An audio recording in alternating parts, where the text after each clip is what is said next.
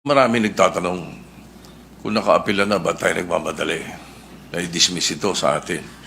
So may I ask the gentleman, what will happen if we prematurely dismiss the case and the Supreme Court subsequently grants the MR and reverses its own decision?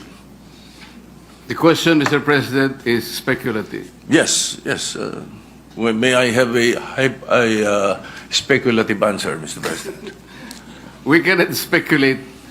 We can only guess, second guess, because on the basis of our experience as a practicing lawyer, Mr. President, ito pong ganitong klaseng desisyon, talaga pong wala na pong kaduda-duda na kahit po mag-file pa tayo ng motion for reconsideration.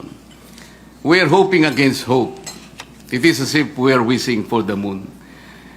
Palagay nyo po, palagay nyo lang po merong isa na nag-reverse. Hindi rin po ma-overturn eh. Kasi po ang kailangan po ninyo ay 8 ang mag-reverse.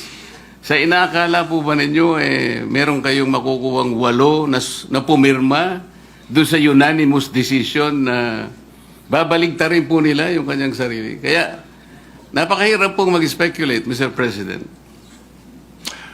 I will accept the answer of the gentleman, but I have done my research, Mr. President.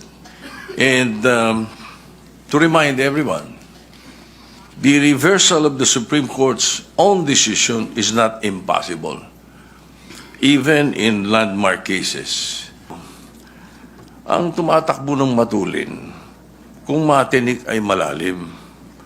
Kaya dapat siguro pag-isipan muna natin kung tama ba na bago magdesisyon ang Supreme Court, basta ibasura na natin ang kaso na ito. Unang-una po, Mr. President, gusto kong malaman, yung po bang mga kasong sinabi nyo, unanimous decisions po ba lahat? I am not sure about that, but one thing I can say is that if there is a mistake, unanimous decision could become a unanimous mistake.